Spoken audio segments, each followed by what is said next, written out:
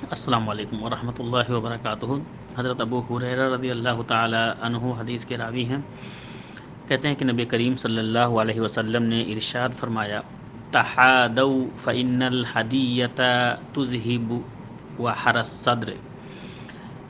کہ ایک دوسرے کو ہدیہ دیا کرو، گفٹ دیا کرو، تحفہ و تحائف دیا کرو، اس لیے کہ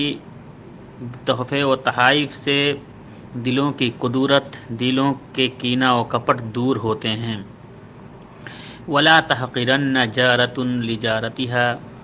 اور کوئی پڑوسن کسی پڑوسن کو حقیر نہ سمجھے،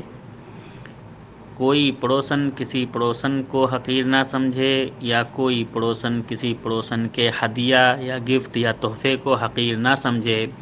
ولو شق فرس شاۃ، گرچہ وہ بکری کے کھر ہی کیوں نہ ہو، یعنی اگر معمولی سا ہدیہ بھی ہو تو اس کو بھی حقیر نہ سمجھا جائے۔ امام ترمذی رحمہ اللہ یہ حدیث نقل کرنے کے بعد کہتے ہیں، ھذا حدیث غریب، یہ حدیث غریب ہے، یعنی یہ حدیث ضعیف ہے سند کے اعتبار سے، اس لیے کہ اس میں ایک راوی ہیں ابو معشر، جس کے بارے میں محدثین کا کلام ہے۔ لیکن اس حدیث کا دوسرا جو ٹکڑا ہے کہ کسی کے ہدیہ کو حقیر نہ سمجھے، چاہے وہ بکری کا کھر ہی کیوں نہ ہو، تو یہ حدیث ابو ہریرہ رضی اللہ تعالیٰ عنہ ہی سے روایت ہے اور متفق علیہ حدیث ہے، صحیح بخاری اور صحیح مسلم میں بھی ہے۔ حدیث کا پہلا جز جو ہے یہ حدیث کا پہلا ٹکڑا کہ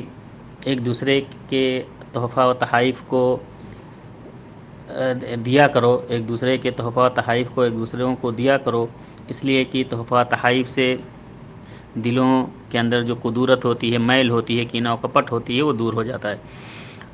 تو یہ اس حدیث کے ٹکڑا بھی کئی اور دوسری حدیثیں ہیں تحفہ تحائف کی فضیلت کے بارے میں، جس سے اس کی سپورٹ ملتی ہے، تو اس لیے یہ اس حدیث پہ عمل کرنا صحیح ہے۔ السلام علیکم ورحمۃ اللہ وبرکاتہ۔